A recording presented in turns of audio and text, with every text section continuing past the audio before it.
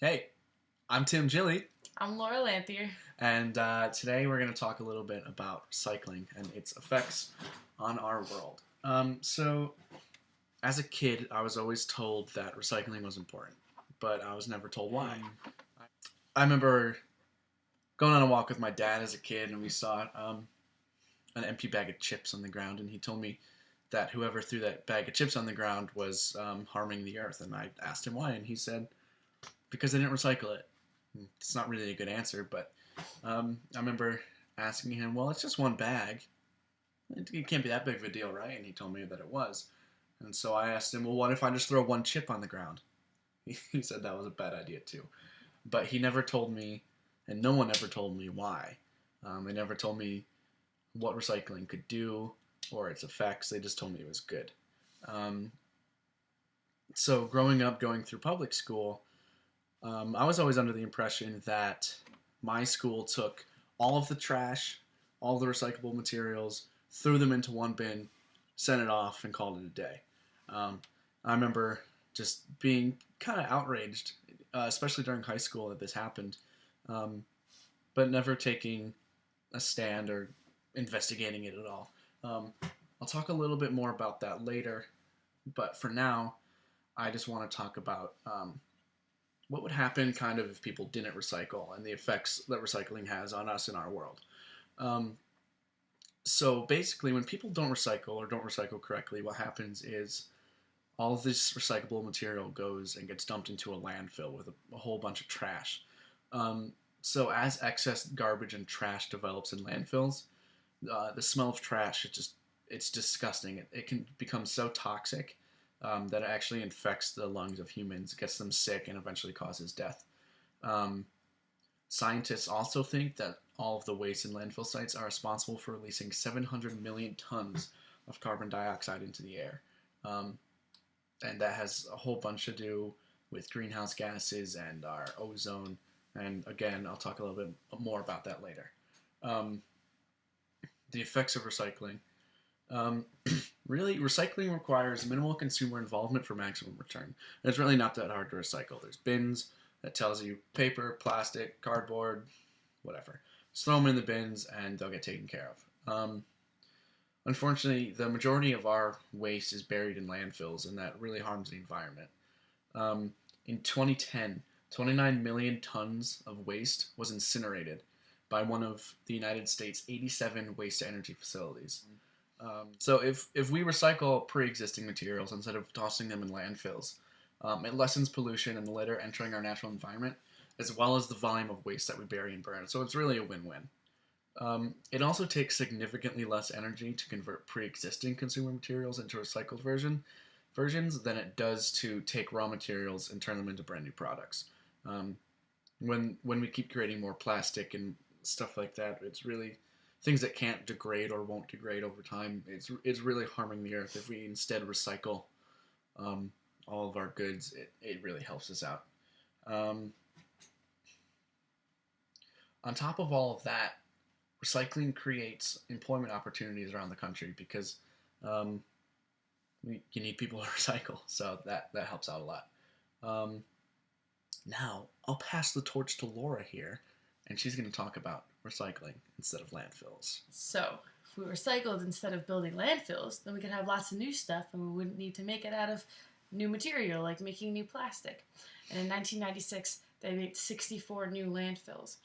And to think we could have not made a bunch of new landfills if we just recycled everything and made new things out of it. We would have had less things to throw away. We could have made more cups and glasses and all kinds of different things that you can make out of like recyclable material. It's not really necessary to build landfills because that stuff doesn't really go anywhere. It just kind of sits and builds up and eventually it'll be like Wally and it'll just cover the entire world and we won't have anywhere to live. Okay, the EPA estimates that recycling 1 ton of paper saves 17 trees and 7,000 gallons of water. So we use water in making everything.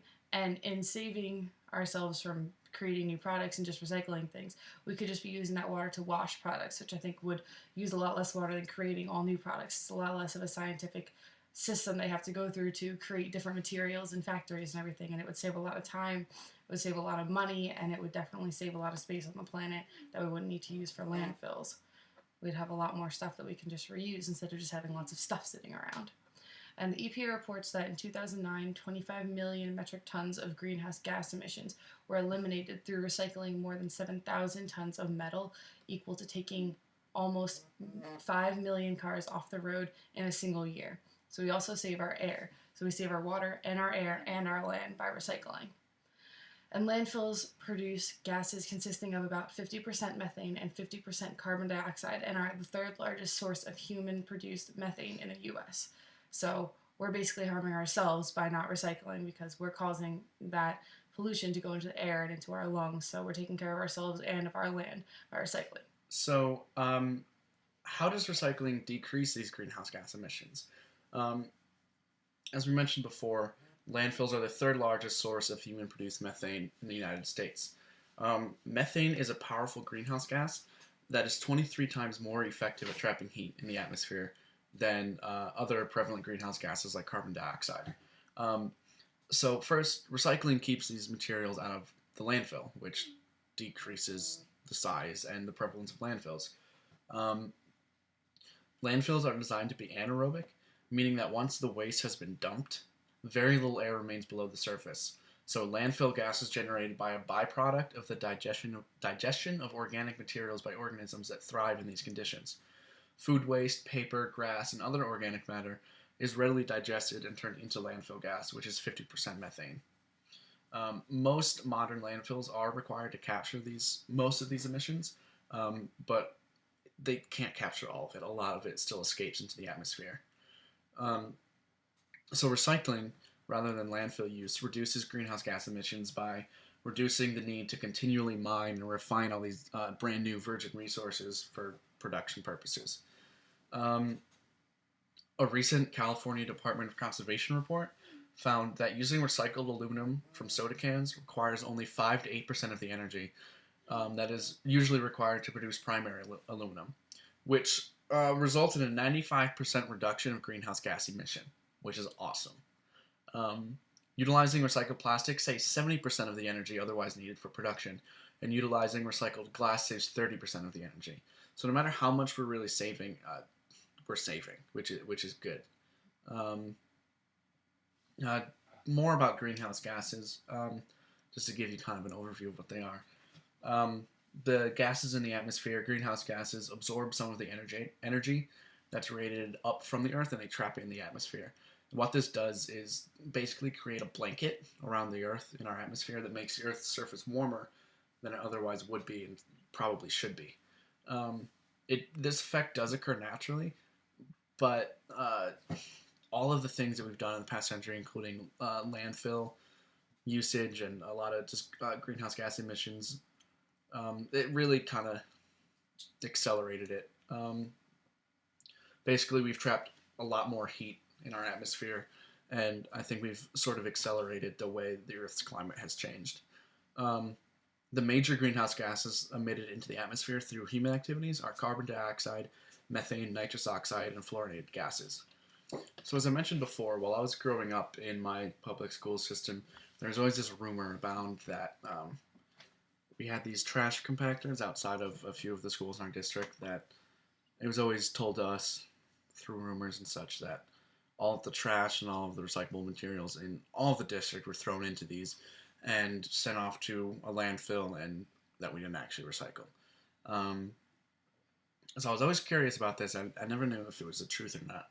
So I searched on the district website um, and the terms recycle, recycling, garbage, waste, sustainability, etc. yield zero results on our website. So there's no documentation uploaded online as to their recycling policy or their recycling beliefs or anything. So I decided that I should take matters into my own hands, and I emailed the superintendent of my old district as well as the principal of my old high school on December 5th, 2013, basically asking how they recycle. So I'll read you the email I sent. I said, "Hello, my name is Timothy Gilli, and I am a 2011 graduate of my high school. I am currently pursuing a bachelor's degree at Ithaca College in cinema and photography with a concentration in cinema production. I'm on track to graduate a semester early in December 2014 thanks to the college credit I brought with me from my high school. Uh, I'm currently enrolled in an environmental sociology course, and I'm investigating various methods of recycling. I'm curious how a large local operation such as your district recycles in comparison to how a local family recycles. This brings me to the following questions. How do you recycle? Who is in charge of recycling or sustainability within the district? What company is our district partnered with in order to recycle? And can you give me any examples of successful recycling or sustainability policies within our district? Answers to these questions would help immensely in my pursuit of knowledge, and they would be much appreciated. I look forward to hearing back from you. Now,